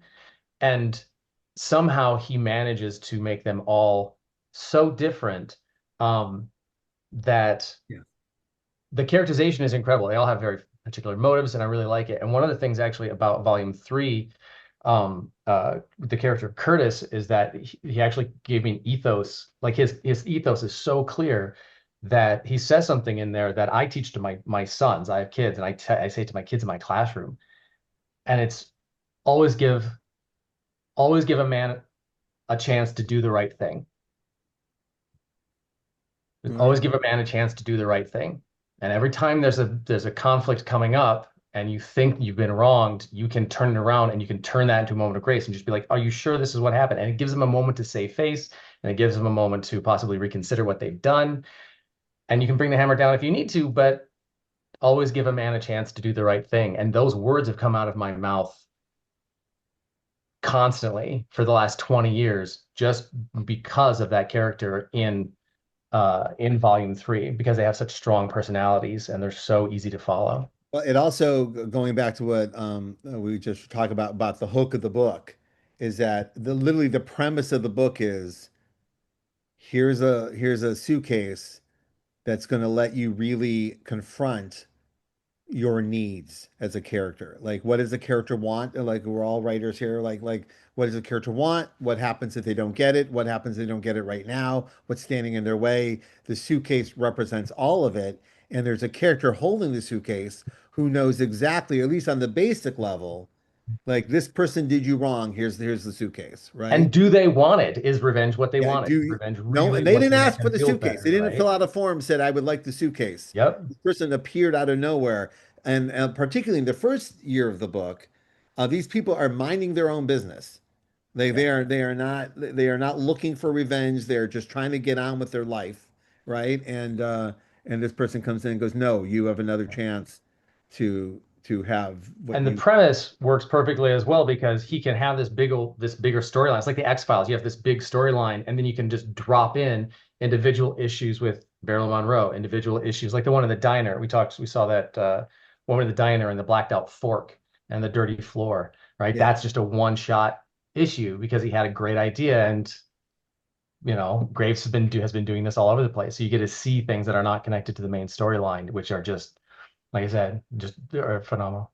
I was also like in the reread surprised that they weren't all one-shot issues. In my head, I conflated them like every story, like Dizzy's story was one issue, and it's not. There's either multiple or two-parters, and so that was weird that my brain went to that. I think like I had I forgotten wonder about if it Lee's happened story. today, they would be all one-issue stories. Mm. Yeah. Robert, how you doing? Great notes, Ethan. That was all well said. I'm good. I'm good. Thank you.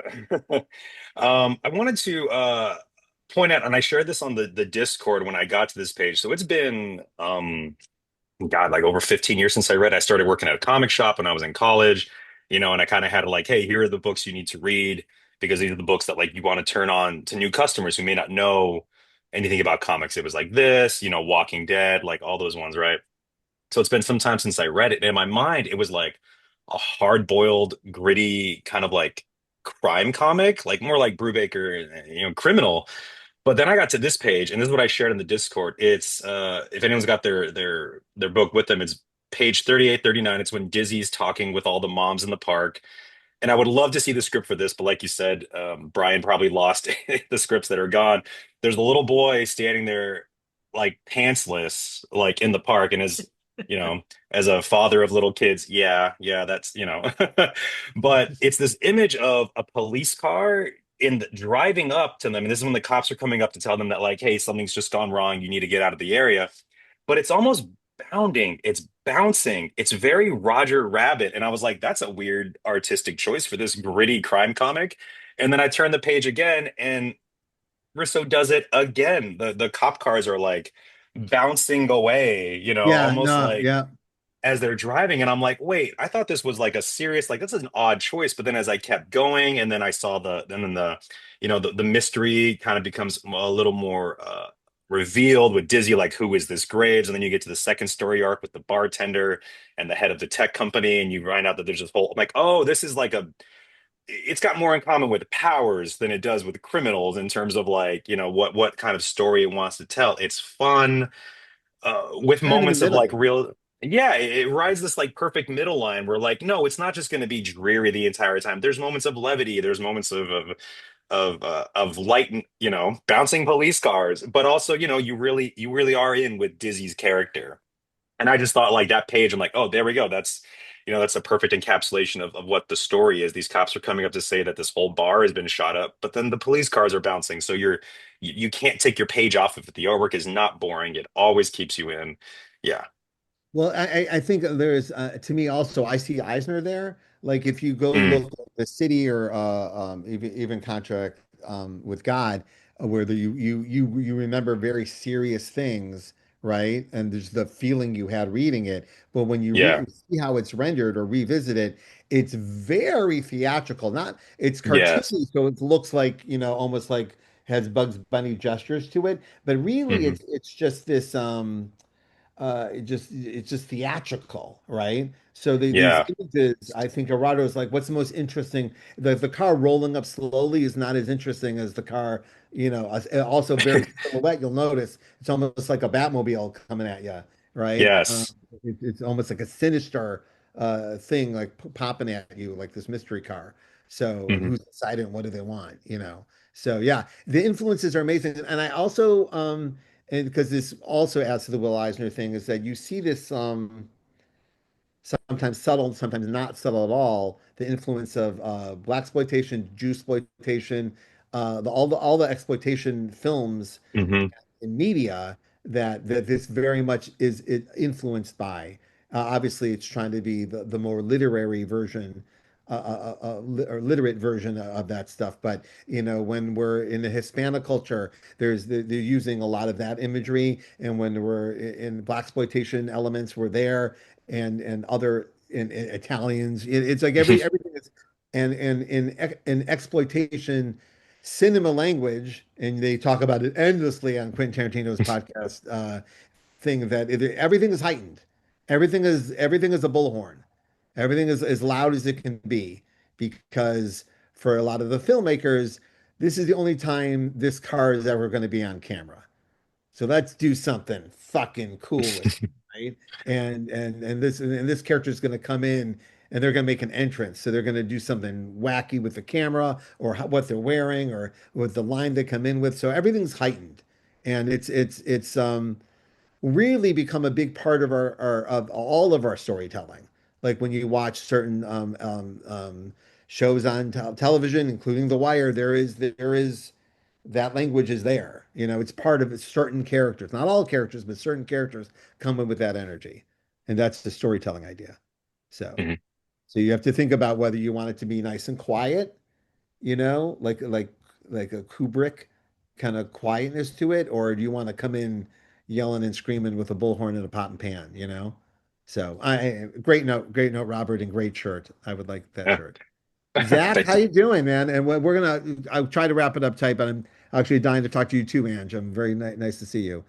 How you doing, Zach? And One of Pete. my I'm doing top 5 favorite people on the internet. How you doing? I'm doing great, thanks.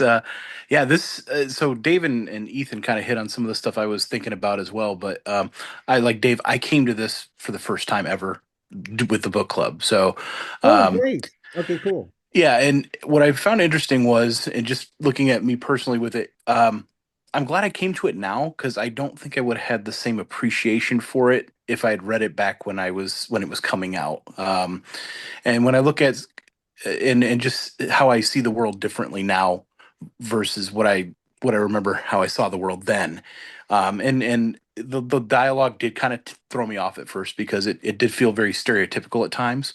But the characters themselves didn't. And when I first read the first I think the first story was 3 issues, and I was like, okay, we got a revenge story going here, and I was kind of curious what the through line was, having never read it. I knew the basic concept of it, but by the time I got to the short story with Mrs. Bug, where she walks into the police department and confesses to the murder, and the detectives don't take her serious, or they start to, but at the end, the morality of the characters was what I found fascinating as we went through. The guy who in the second arc, where he's out for revenge at first, and then she pulls at him financially and then double crosses him. And then again, getting to that story with Mrs. Bug, where I didn't know if the police just brushed her off because they didn't take her seriously, or if they recognized that the guy that she killed is a piece of shit and they didn't want to just deal with having to put her through her situation when she's already dealing with her kid and her husband being gone and everything like that. And if they just said, we're just going to let this go. And I found the character studies and the different levels of empathy and sympathy with the characters fascinating. Yeah. And I'll let you go Again, from that's there. why when the language we would use today it doesn't trip because the characters are being handled with empathy. Mm. This is where they came in. When you brought up the morality of the characters and changing over time, um, and there's actually an episode of Blank Check podcast that came out this week about the movie The Lady Killers, which is by most people's appreciation a lesser Coen Brothers movie with good intentions, but it doesn't land as well. And there were 2 issues in the movie: a, the morality of it, like who are we voting for here, Mhm. and also there's some language in that movie that is super yikes, right? Particularly with directors and writers who have not written a lot of African American characters, and you're like, oh, this is, and then with some research, you find out that Marlon Wayans improved almost every line that people have a trouble with, and the Coen brothers went, oh, okay, that's what he sees the character saying. Let's go with the more natural, take, but everyone like thinks it's racist dialogue from the Coen brothers, and it actually wasn't, which Mhm. is interesting. But yet it's an interesting they chose to put in their movie. So it's an interesting relationship. The other thing, that conversation about the lady killers and Tom Hanks's character brought up a conversation about the fluidity of morals in storytelling, and how like a perfect example would be the movie The Graduate, where a lot of people saw The Graduate for the first time and went, "Yeah, man, that guy got a raw deal." And then you watch it as an older person, you go, "That kid is a psychopath and should be in jail." Right? But like I remember seeing it as a young man going, "Yeah, that guy gets it, man. The world sucks, man. The world doesn't get me." And then you're like, "That guy is stalking and destroying a family because he's not getting what he wants." And it's just the differences in how things Yeah. read to you as you get older. One we've talked about, like Spielberg tripping on the ending of Close Encounters. Now that he's an elder statesman filmmaker, and when like you guys know that Steven Spielberg has re-edited Close Encounters like 5 times and keeps putting it back out because it's the biggest mistake he's made as a young filmmaker is that dad, you don't abandon your family. I don't care how many aliens give you the golden ticket to go. You've got children. And so this is now you watch Close Encounters, you can only watch it from the point of view of the little kid who you now know is Steven Spielberg watching his family fall apart, hence the Fablemans. And my dad left me. It must have been for a good reason. I bet it was aliens, like science or something cool, right? So it's a, but now that he's a parent, he looks at it and goes, no, there's no dad gets on that ship. It just doesn't happen. It's a Ebert, bad ending. It doesn't work, you know. Ebert used to say that about like Mastroianni in La Dolce Vita, that as a young man he totally could empathize. Man, I'd like to be him. And then yeah, as an older man, he's like, this guy's an idiot, and Yeah, he's such an immature idiot. Yeah, it's an incredible experience to feel. that's art. Yeah, Or like, that's art, man. It hits you a yeah. different way as you get older. Ferris Bueller was wrong. Anyway, so Well, as someone else would who said it in the chat that, and I'm sorry, I'm I already keep blanking. missing on the chat too. I'm That sorry. that was a great observation. Oh, it was about Ferris Bueller's day off. He's the bad guy in Ferris Bueller's Day Off, and he Or is. Daniel was the bad guy in Oh no, Karate Karate Kid. Kid. That's right. That's what it was. It was Karate Kid. Well, certainly from Cobra Kai, we've learned that. So yes. Okay, Dave, are you saying that you're asking does any character actually use all the bullets in the Yeah, case? I don't remember. I really don't And now remember. I thought you were going to ask, did anyone have the whole set of books in the case? Did they ever put out a 100 bullets case with the books in Oh, them? that's a good question. I don't That think seems so. like a missed opportunity. Yeah, really. Yeah, Like absolutely. For the I have a merch. Blade Runner case, I have an Avengers case. I should have a Sure. 100 bullets case. That's a very good point. I don't know. That's very, very funny. But yeah, I love that. No, you're right. Ange, it's very good to see you. Hey, So now Edge. you have the opportunity to bring it on home with an excellent observation that brings this all thing together in a nice little bow. The first thing I'll say is that every woman in this is very sultry, even the middle-aged waitress. This is like Dorothy Malone as the bookstore owner in The Big Sleep. Like, what is happening? But my question as a writer for you is, this is my trade, which is 19 issues. We barely know anything about the Minutemen at the end of 19 issues. As a writer in the current market, do you ever say, oh, this is long form story, you're going to learn about the Minutemen over 80 issues, and then I'm going to wrap it up? Or do you say, I got to figure this out in 12 because the market isn't going to hold me up longer than that? That's an excellent question, and I will say that it's kind of a mixture of you kind of go, I guess I don't care if you ever find out. Like I'll get there if I have to. I remember on Powers, it was what's Christian Walker's secret? Like why is he here and not there? Right. So I'm on issue 2 with no real sense that I'm going to get past issue 6. Right. Like, so I really like, I'm only comparing a feeling I had about like having been there. And I can't say this is what Brian thought, but you do kind of like either arrogantly go, I'm going to tell it one way or another. I'll figure it out. I'm just going to, it's called positive visualization. I can see the 100th issue. I'm going to make it happen, right? One way or another, I'm going to make it happen. And that does work in a weird way. Like you can really kind of wish things into existence. Um, some of our favorite things were wished into existence like this. But there's also a sense where you go, well, if I only get to do 6 issues or only get to do 12 for any crime comic in any market would be a gift beyond measure. You kind of say to yourself, well, I'm going to tell the story and hope I get to a place where I've teased people so hard that they're like, yeah, I'm going to stay until I find out what happens to the Minutemen, right? So it's and also that's just American comics. It's like when you're reading manga, I think one of my favorite quotes recently was one my students said, um, I have my students bring in their favorite and least favorite comic experiences, and they talk about why. And lets us get to know each other and get to have more literacy among the group. And particularly with my manga infused students, I'm very interested because that's not a space I'm as attached to. And that's when the students will say, I didn't like this book. It's my least favorite. I only read the first 48 volumes and then I bailed on the 380. I'm like, there's not an American cartoonist who wouldn't kill for that. You only read 48 volumes? Oh my God, if I could get you to read 48 volumes of anything. So people have different relationships to how much they'll put up with or what they're okay with not getting, right? But I think your best bet is to just follow your gut and go, I guess I'm okay if you don't know this. Like there are things about any universe I've helped build where there was stuff I didn't get to or I couldn't get to, and you find yourself okay with it. Like you're like, and if I'm not okay with it, then I have to find a way to tell this. I have to get back to work, you know? Like on Phenomena, that's the three stories I wanted to tell. They're big and there's giant stuff. Every one of those characters I know tons more about than you'll ever know, right?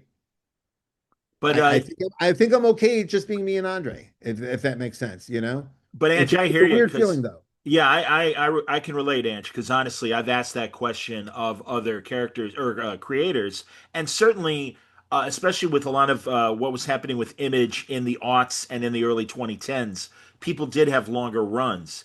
And now, obviously, there just isn't the attention because there's so much other product to compete with it and everything. And I like what Zach said too, that apparently Kirkman talked about that with Invincible, that the reveal about Omni-Man being bad wasn't going to come till 25, and it was Jim Valentino who told him, "You better make it sooner because this book may not make it to 25." Said the So, same thing to Lots of Powers. yeah, I mean, there you Like go, he man. told us, he goes, figure a way to wrap it up or figure get into your heart. You're going to black and white, you know, because Yeah, you can't afford where we are. And then we both those books lucked out in a way yeah. that doesn't normally happen. But you can't go into any one of these storytelling ideas without kind of having to, how far can I take this? Also, Ange, and I haven't asked Brian this, and maybe there's some videos online we can find where he talks about this, where um, the book might have been one thing for the first year, and when he got to the end of the first year, the writer, said, "Oh, I know what I'm writing about." Like sometimes you're writing passionately about something, and you think you know why you're writing about it, and then you get to it, and then you read it back to yourself and go, "Oh, I'm still mad at somebody." You're like, "Oh, I this is."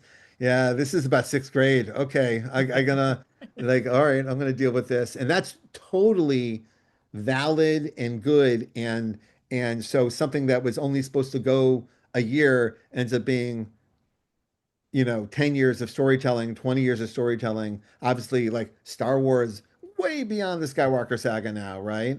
So, or may I highly recommend, I haven't finished it, but Alien Earth first episode was one of the great storytelling experiences I've had this year. Did you watch this, John? Not yet. No, Boy, oh I've got boy, what too many just shows right now. masterful Good to hear. world building and storytelling. And if you know Alien's great, you'll be tickled to death from top to bottom. But man, oh man, what a great way in. And it's got a hook inside it. I won't spoil it. That I'm so mad I didn't think of it for all these years. I'll never stop kicking myself. But on like I know this more from my friends that work in television. You could work on something for 2 years and you're canceled in 3 episodes, right? We're like, well, that was a lot of planning that didn't happen. There are hundreds and thousands of TV shows that were supposed to go as long as MASH. That Caper show Smith that CBS had that only made it like 3 or 4 episodes, where it was Yeah. about a crew. Heartbreaking. Yeah, Yeah. and it was, I mean, it was brilliant TV, and yeah, it was cut off by after like 3 or 4 episodes. Yeah, Yeah. So you kind of like, anything can happen. So you got to kind of choose what story you'd be happy with telling. Because yeah, today is the only day you're going to get to tell a story, yeah. right? Absolutely. So, and a long answer, but it's a complicated one and one that everyone comes at it differently. And John, you've had people on the show announcing huge universes, and two issues came out and never heard from again, Yep. right? And Yeah. it No. doesn't mean there were Absolutely. bad people or that No. Of anything course wrong not. was happening. It's just sometimes it's just timing Well, and you know. and that's why I always give up to, especially Image guys that really put out in the first issue. Okay, this is the journey. Do you want to come on this journey or not? And they put so much in their first issue. Unfortunately, that's kind of what you got to do. I mean, I'll never Yeah, forget. I think it was when Kevin Smith did Green Arrow, and the way it ended with the first issue. And again, thankfully, it was Kevin Smith, and it was, again, I love Green Arrow, so I was there. But no, you never know. God, someone was obviously Green Arrow's being canceled right now at DC. And I'll be honest, I haven't picked it up to really read whoever's currently writing it, and now oh, I want to. I was intrigued by the Red Hood direction until the writer got in trouble for the Kirk stuff and everything, and it's like, oh well, we're so not going to yeah, read it. so there you soon realize that you have almost no control past what you're typing, whether things will go or not. And so, but I will say what I've learned. The only thing I really learned, like from all these examples, is if you come out and say this is a new universe of ideas, hold on to your hats. A lot of people go, dude, I got a lot on my plate. Amen. But if you Yeah. go, here's the first issue of a little story I've told, but you know in your heart that this unlocks my universe, right? It gets more people in, like let them hook in and go, okay, I would like to go to here versus hold on, this is 8 new series and they're all interconnected and you're already behind, right? Is some I've seen a lot of really good work heartbreakingly not find its way Absolutely. just because of the way in ambition a storyteller has oversold it, right? Yeah. And again, I don't know anyone working on their book right now who doesn't see it as the next Star Wars, right? But none of them are going to be other than, but you have to kind of feel that to want that. But again, this and what we're dealing with here, 100 Bullets, is it worked perfectly, right? Yeah. But Oh, remember Sonic Disruptors? One yeah, of exactly. 12. Exactly. I got Yeah. all 7 issues that came out, and they all say one of 12 on them. And when I was in the DC archives, I got to see the other issues. Anyway, it was the most magical thing. And the guy thought I was joking when he goes, "We have everything DC ever did." I go, "Do you have the missing issues of Sonic Disruptors from 1987?" And he goes, "Are you joking with me?" I go, "No, I'm not. Do you have them?" Because I'm testing. And he had them. Oh, that's good. Yep. That's funny. So, but it's a great question and one to think about. But there's if I've learned any lessons, particularly in this marketplace that we're in now, is if you ask for a little and give a lot, you'll get back a lot. Does that make sense? Okay, I'm getting a lot of nods. So yeah. All right. This was a wonderful conversation. It's an hour longer than I meant it to be, and that's mostly my fault. I apologize for that. Thank you for joining us. We will post this online. I'm going to post this script on the thing and other things. In fact, wait, I just got an email from Brian Azzarello. Oh yeah, so I asked Brian at the end of the script, you will see a few pages of just Notes. floating dialogue not connected to anyone speaking. And I couldn't like scroll to the end of the PDF. You'll see just like lines of yelling, right? And I was like, "Oh, were these cuts?" Because I do that too. If I Fraction makes fun of me. If I cut a line of dialogue, I put it into a file folder of other cut lines of dialogue that I never revisit and I never use again, but I can't bring myself to just hit delete. I just don't know. It was clever in the second I thought of it. And I think one day I'm going to open up this file and it's going to have I need all this dialogue. I need all of it. But dialogue is in the moment of a character. You can't just cut and replace it. But I thought for a second to go, hey Brian, did you send me a script with a bunch of stuff you cut? Like on the back of is this the wrong file kind of thing? And he wrote to me, no, that's me riffing.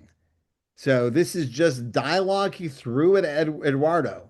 And that I've never done. I was very fascinated by that idea. That's So cool. when you're looking at it, when you get to the end of the script, and maybe there's an exercise in trying to write a story just using that deleted dialogue.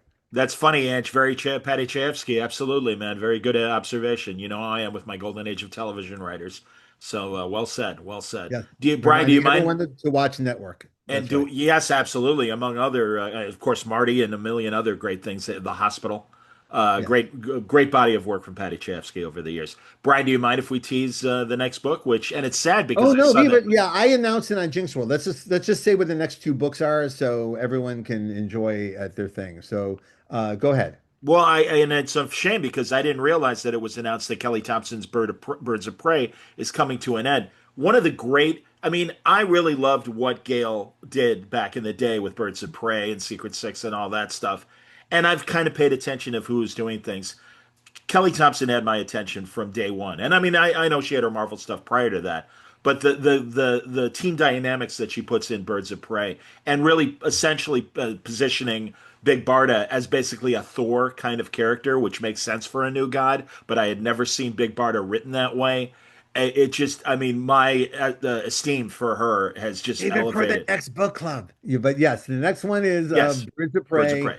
by Kelly Thompson and crew, And then volume one. But I'm probably going to end up reading the whole series now that it's finite. So it's amazing. It's absolutely worth it and everything. And then after Birds of Prey, the following month. we're gonna do the Richard Parker novel by Darwin Cook. Darwin Cook. Sorry, just blank for a second. No, I've been doing it all night. Don't worry about it. So Darwin Cook adapted the Parker novels. We're going to do the first one. The spoilers, you're going to want to read all of them once you read the first one. So, but we're going to read the first one. I think it's The Hunter. Is that the first one? I think so. I think so that's too. I got the Martini collection. I gave all my single-ish volumes to my younger nephew and everything. All right. So yeah, great stuff. End of October, Kelly, and mid-November we'll do Parker. I have some trips in November, so we'll have to dance around those. But other than that, those will be the next two, and then we are open to discussing what the next one want to be. I kind of feel I want to do something more international for the next one. For that. Like maybe something manga. Maybe I mean everyone wants to do Akira, but like we've all read Akira. Yeah. So and if you haven't, well, then you can read Akira. But we'll find one. Maybe Domu. Maybe that. Maybe that's the one. Mario, your floating finger scrolling across my screen. That was crazy. All right. Thank you, everyone. This was absolutely lovely. A good way to spend an evening. And I hope you learned something. I'm excited to continue this conversation in the Patreon and the Discord. Yes. And if you have thoughts that you brought to the chat that were not brought up, please drop them in the Discord. If you want any follow-up questions, even if it's later on down the line. Hey, I remember 2 weeks ago we were talking about this. Please feel free to, Day Tripper, Ethan. That's a good one. Sure, the brothers, absolutely. Yeah, that's a really good one. Yeah, I'll be honest, I'd rather do Day Trippers than the manga, frankly. Let's call it. It's called Day Trippers. Day Trippers, yeah. Because Diana Schutz, my mentor Diana, helped the boys become the Yeah. boys. So Yeah. I actually have some content that I could share. There you go. So that's good. And Matt's relationship with them as well, with Casanova. So, all right, that's good. Yeah, I like it. I like the suggestion. Absolutely. There we go, guys. And they're nice and women. people behind the scenes. Like The brothers are amazing. The brothers I are don't know them incredible. well, but it's been lovely. It's been a couple of years since I've seen Fabio, but every time I see him, he's very warm. I haven't seen Gabe as much as I've seen Fabio, but great guys, amazing. All right, John, thank you for hosting this. Thank you for posting it. Thank you for another excellent conversation. All right, thanks, guys. See you online. Thanks, everybody. Take care.